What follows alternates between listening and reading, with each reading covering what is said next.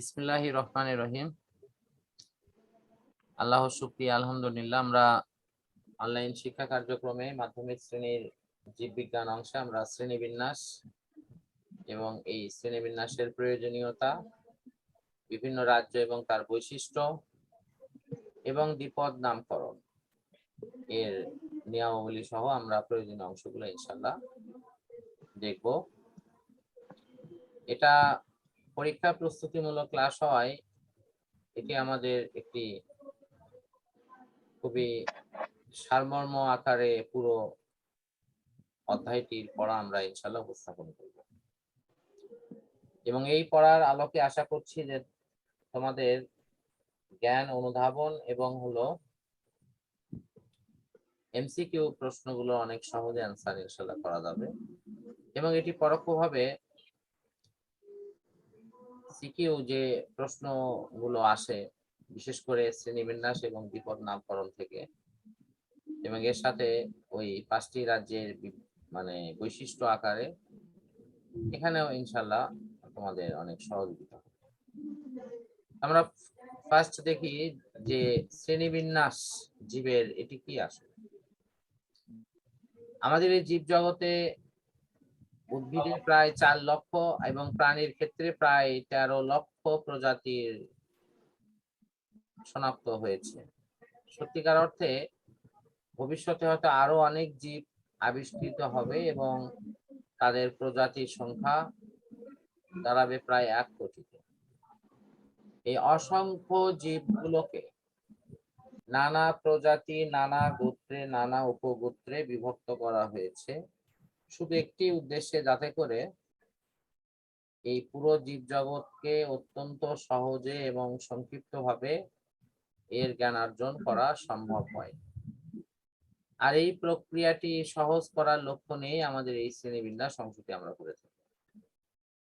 প্রায় কাছাকাছি বৈশিষ্ট্য আছে বা একই রকম বৈশিষ্ট্য যুক্ত উদ্ভিদ এবং প্রাণীগুলোকে একই গ্রুপে নিয়ে এই শ্রেণীবিন্যাসের বিষয়টি মূলত করা হয়। ফলে ওই গ্রুপের প্রতিনিধিত্বকারী একটি উদ্ভিদ অথবা প্রাণী সম্পর্কে যদি আমরা জ্ঞান অর্জন করি, তাহলে আমাদের দেখা যাবে যে অতি সহজেই ওই গ্রুপের অন্তর্ভুক্ত অন্যান্য প্রাণী বা উদ্ভিদ সম্পর্কে আমাদের ধারণা ক্লিয়ার হয়ে যায় এবং ফলশ্রুতিতে দেখা যায় যে অত্যন্ত সংক্ষিপ্ত সময়ে সহজভাবে আমরা এই উদ্ভিদ এবং প্রাণী জগৎকে ভালোভাবে বুঝতে পারি। ফলশ্রুতিতে আমাদের কি লাভ হয়, যে কোন উদ্ভিদগুলো বা কোন প্রাণীগুলো আমাদের জন্য উপকারী, কোনগুলো ক্ষতিকর, আর ক্ষতিকর যদি হয় তাহলে সেই ক্ষতিকর প্রাণী বা উদ্ভিদ থেকে আমরা কিভাবে নিজেকে সুরক্ষা দিতে পারি, এই বিষয়গুলো সম্পর্কে যে প্রাথমিক জ্ঞানার্জন এবং সেগুলো সুরক্ষা নিয়ে যে প্রয়োজনীয় গবেষণা বা আলোচনার দ্বার উন্মোচিত হয় কিন্তু এই শ্রেণীবিন্যাস বিদ্যার মাধ্যমে। শ্রেণীবিন্যাসে আমাদের এই জীব জগৎকে প্রথমত 2 ভাগে ভাগ করা হয়। একটি হলো সুপার কিংডম 1, যেটিকে নাম দেওয়া হচ্ছে প্রোক্যারিওটা, আর একটি হলো সুপার কিংডম 2, যেটা দেওয়া হয়েছে ইউক্যারিওটা। তো সুপার কিংডম 1 অর্থাৎ প্রোক্যারিওটাতে আমাদের একটি মাত্র রাজ্য আছে, তার নাম হলো মনেরা। আমরা এখন দেখবো এই মনেরা রাজ্যের প্রধান বৈশিষ্ট্য, তাদের খাদ্য গ্রহণ প্রক্রিয়া, বাসস্থান এবং তাদের বংশ বিস্তারের প্রক্রিয়াটি আসলে কেমন। প্রথমত এরা দেখতে কেমন। এরা এককোষী, ফিলামেন্টাস, এর অর্থ হচ্ছে একটির পর একটি কোষ লম্বালম্বি ভাবে যুক্ত হয়ে থাকে। তারপর আছে কলোনিয়াল। কলোনিয়াল অর্থ এরা দলবদ্ধ ভাবে থাকে। এদের নিউক্লিয়াস এবং নিউক্লিয়ার পর্দা নেই, তবে প্লাস্টিড, মাইটোকন্ড্রিয়া, এন্ডোপ্লাজমিক রেটিকুলাম এগুলো কিন্তু আছে। আমাদের এই প্লাস্টিড, মাইটোকন্ড্রিয়া এবং এন্ডোপ্লাজমিক জালিকা এগুলো যখন কোনো উদ্ভিদের অংশে থাকবে তখন সেটি কিন্তু আসলে একটি পূর্ণাঙ্গ কোষের মর্যাদা পায়। যেহেতু এখানে পূর্ণাঙ্গ কোষের অপশনটা নেই, সেই কারণের জন্য আমাদের এই নিউক্লিয়াসের প্রয়োজনীয় অঙ্গাণু এবং উদ্ভিদের কোষের যে মেইন যে অঙ্গাণুগুলো তা কিন্তু এখানে পাওয়া যায় না। রাইবোজোম আছে, যেটা প্রয়োজনীয় খাদ্য গ্রহণ বা সালোক সংশ্লেষণের কাজে এটি হেল্প করে। তবে সালোক সংশ্লেষণ প্রক্রিয়াটি কিন্তু সবার ক্ষেত্রেই ঘটে না, একমাত্র নীলাভ শৈবাল জাতীয় কিছু উদ্ভিদের ক্ষেত্রে এই ফটোসিনথেসিস বা সালোক সংশ্লেষণ প্রক্রিয়াটি হয়ে থাকে। ম্যাক্সিমামের ক্ষেত্রে তাদের খাদ্য গ্রহণ পদ্ধতি হয় শোষণ প্রক্রিয়ায়, এবং এদের যে বিভাজন প্রক্রিয়াটি হয় সেটি কিন্তু দ্বিবিভাজন প্রক্রিয়া। এরপর সুপার কিংডম 2 অর্থাৎ ইউক্যারিওটাতে আমাদের মোট মিলে 4টি ভাগ আছে। এর ফার্স্ট ভাগের নাম হলো প্রোটিস্টা। এরা সাধারণত এককোষী, বহুকোষী, কলোনিয়াল বা ফিলামেন্টাস। আগের যে বৈশিষ্ট্য প্রায় সবই থাকবে, শুধু আগেরটা ছিল এককোষী, এখন একটু হলো বহুকোষী। তো আগের কোষগুলোতে কোষের যে অঙ্গাণুগুলো সেটার ম্যাক্সিমাম গুলোই অ্যাবসেন্ট ছিল, আর এখানে কিছু কিছু কোষের উপকরণ আমরা পাবো, যেমন আছে ডিএনএ, আরএনএ, প্রোটিন, তারপরে ক্রোমাটিন, তন্তু, এগুলো থাকবে। এরাও কিন্তু খাদ্য গ্রহণ প্রক্রিয়াটি আগের মতোই শোষণ এবং ফটোসিনথেটিক প্রক্রিয়া অর্থাৎ সালোক সংশ্লেষণ প্রক্রিয়ার মতো একটি প্রক্রিয়া এখানে থাকে, যেখানে আলোর সাহায্যে এরা খাবার তৈরি করতে পারে। এদের বংশ বিস্তারটা হয় হলো মাইটোসিস কোষ বিভাজনের মাধ্যমে অযৌন প্রজনন ঘটে, এবং কনজুগেশনের মাধ্যমে এরা তাদের পুং গ্যামেট এবং স্ত্রী গ্যামেট কোষের মিলন ঘটায় এবং সেখানে তাদের বংশ বিস্তার ঘটে। বিশেষ করে আমরা স্পাইরোগাইরা নামক যে শৈবাল অংশটি আছে, তারা কিন্তু এই কনজুগেশনের মাধ্যমে তাদের বংশ বিস্তারটা করে থাকে। এরপরে দেখবো হলো ফানজাই। এটি আমরা মাশরুম বা ব্যাঙের ছাতা এই জাতীয় কিছু উদ্ভিদের বিষয় এখানে আসবে। তো এই পেনিসিলিয়াম এই উদ্ভিদের ছবি দিয়ে কিন্তু পরীক্ষায় প্রশ্ন আসে। কাজে আমাদের ছবিটার ব্যাপারে একটু খেয়াল করতে হবে যে সুতার মতো অংশ দিয়ে এককোষী অথবা মাইসেলিয়াম এই অংশগুলো আছে। নিউক্লিয়াসটা সুগঠিত, কোষ প্রাচীরে কাইটিন নামক বস্তু আছে যেটি বাহিরের বেশ শক্ত, ভিতরে হলো সফট। এদের খাদ্য গ্রহণ কিন্তু শোষণ প্রক্রিয়ায়। আমাদের মনে রাখতে হবে যে মনেরা, প্রোটিস্টা এবং ফানজাই এরা উভয় শোষণ প্রক্রিয়া কিন্তু খাদ্য গ্রহণ। এদের দেহে ক্লোরোপ্লাস্ট অনুপস্থিত থাকায় এরা সাধারণত খাদ্য গ্রহণের ক্ষেত্রে এরা অন্যের উপর বেশি ডিপেন্ড করে, এবং ক্লোরোপ্লাস্টে অনুপস্থিত থাকার ফলে এর হ্যাপ্লয়েড স্পোর দিয়ে এদের বংশবিস্তার ঘটে আর কি।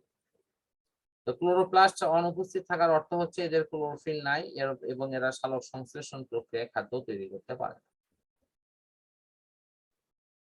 আমাদের সবচেয়ে ভালো উদাহরণ হলো ইস্ট নামক ছত্রাক, তারপরে মাশরুম। এরপর আছে প্লান্টি।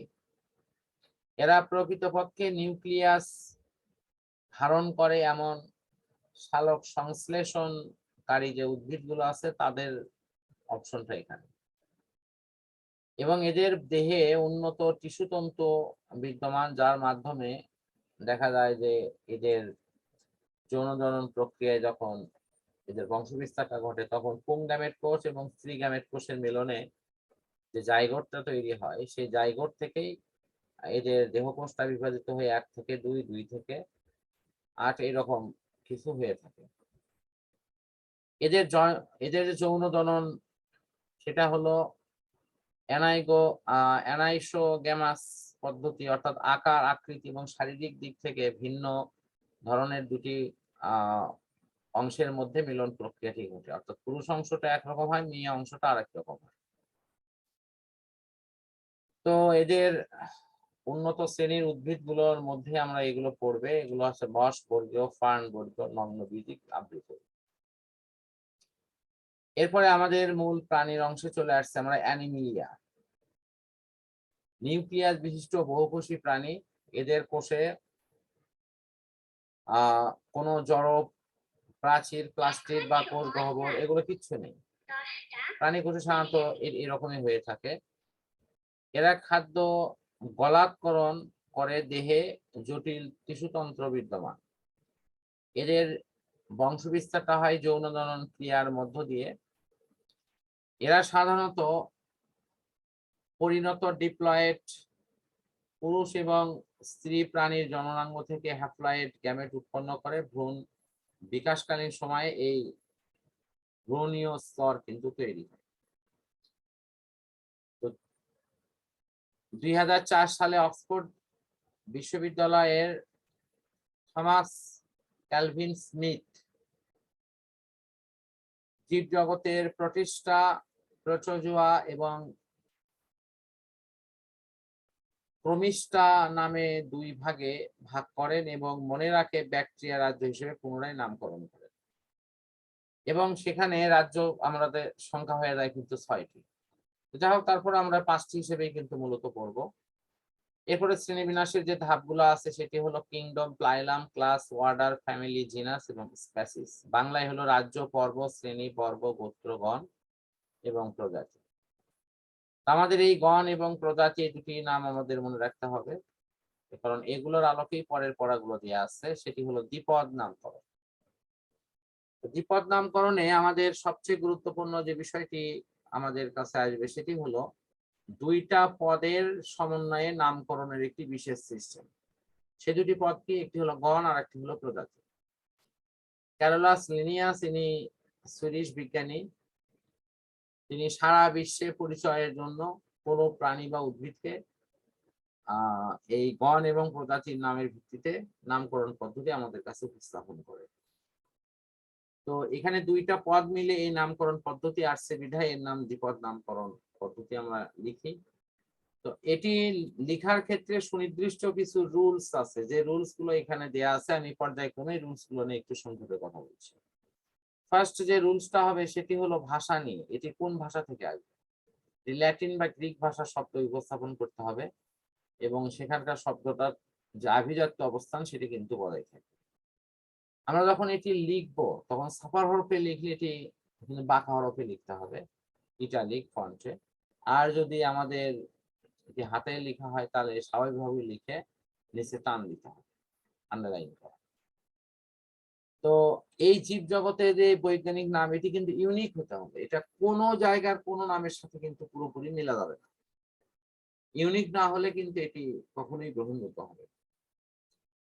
আর বৈজ্ঞানিক নামের প্রথম অংশ, প্রথম অক্ষরটি বড় হবে আর বাকি অক্ষরগুলো ছোট হবে, এবং এগুলো লেখার ক্ষেত্রে আমাদের অনেক বেশি যত্নবান হওয়া দরকার। তো এরপর আমরা যেটা দেখব সেটি হলো যে দ্বিপদ নামকরণের ফলে আমরা কি সুবিধা পাচ্ছি। আসলে সুবিধা কিন্তু এর অনেক। এই দ্বিপদ নামকরণ পদ্ধতি থাকার ফলে আমরা যদি চীনে যদি কেউ পড়াশোনা করতে যায়, সেই দেশের স্থানীয় ভাষায় কোনো প্রাণীকে বিভিন্ন নামে রাখা হতে পারে, বাট এই দ্বিপদ নামকরণ পদ্ধতি থাকার ফলে সেখানেও গ্রিক ভাষায় এই বিষয়গুলোর নাম কিন্তু একই রকমই থাকবে। এবং এটা আমাদের ভাষাগত যে প্রথমের অসুবিধা সেটা অনেকটাই কিন্তু রিমুভ করে ফেলছে। তো আমাদের এই মোটামুটি এখানে অপশনগুলো দেয়া আছে।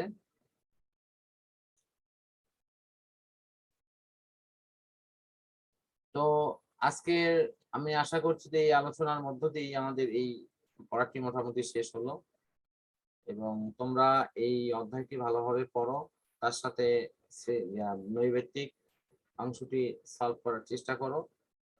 তো আশা করছি যে এই আলোচনাটি তোমাদের হয়তো এই নৈবেত্তিক এবং জ্ঞান অনুধাবন অংশ সলভ করতে অনেক সাহায্য হতে পারে।